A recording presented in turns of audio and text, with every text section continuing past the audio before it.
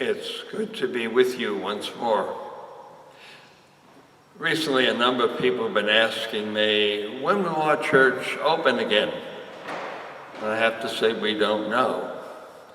We have, of course, been reminded by the diocese that when government allows us to reopen, there will probably be a number of restrictions, perhaps numbers limited. We will certainly be wearing masks and trying to keep social distance. So there are many decisions that have to be made by authorities, and I hope you are all praying for them, that they will be guided by the Spirit to make the right decisions. It's tough, because on the one hand, we hear a number of people saying if we open up again, there are all kinds of risk of more illness. But on the other hand, if we don't open up soon enough, there are other risks of illness and other deaths. I'm concerned that so often in these discussions, it seems everything focuses on our physical health, preventing further spread of the virus. But we human beings are not just bodies. We have spirit, we have emotions and feelings. And we know how important it is to be concerned about the spiritual health, the physical health, the mental health, the emotional health of people. It all goes together, and we know how often one thing interacts with the physical body. And so those who have to make decisions face very difficult choices at times.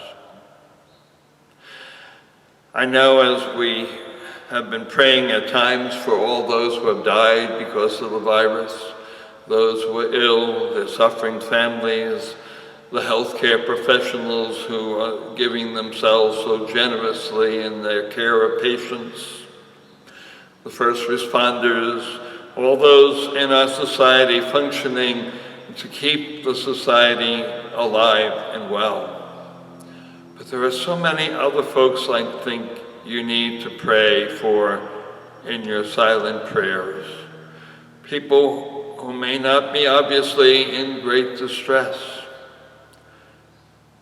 Please pray for those who are almost at their wits' end with things. So many falling into depression. So many who have spent their whole lives building up a business, seeing it all collapse. And every time that I hear someone say, stay at home and be safe, I can imagine hundreds of thousands of our people hearing that almost as a death sentence.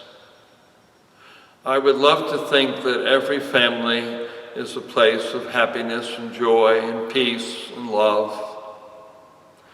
But we know that isn't reality, even in good times. And when you add the stress and anxieties of this incident that we're going through, it can only add to the suffering of people in so many families.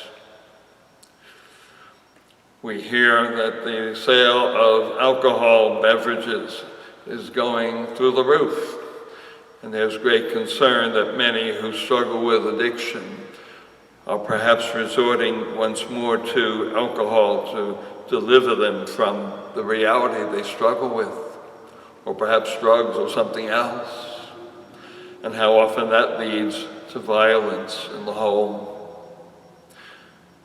The national group that records things about child abuse is concerned because they've only heard about 50% of the normal run of cases each year, and they realize it's because the schools are closed.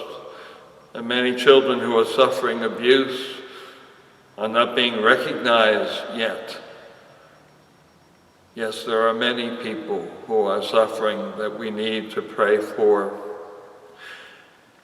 And yes, we need to pray for all those who are unemployed, for those who are worried about their employment, for those so frustrated and so depressed because they can't provide for their own family's welfare, even food for children.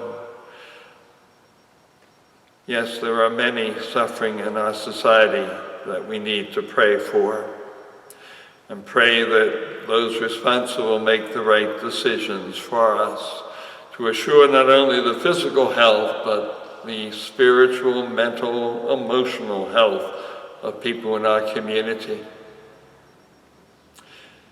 At times I think perhaps God has used this pandemic to wake us all up.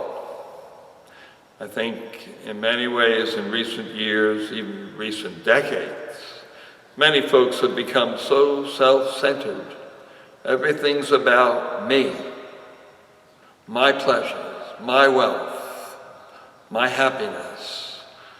We human beings are meant to live in a healthy community, a healthy family, a healthy society. Perhaps many who just thought about wealth and all they can buy, and have seen so much of that wealth vanish. Yes, we're in a very difficult and trying time. We need one another. We need to support one another. And yes, we need to pray together. Someone in our parish recently said to me that in the past, whenever we've dealt with problems, we were always able to fall back on our faith and the celebration of our faith in God. And now in dealing with this crisis, we've even been deprived of that support. Yes, we cannot gather together yet in prayer, but please pray. Pray for one another. Pray for our society that it wakes up. Pray for those who must make very important, significant decisions for our welfare.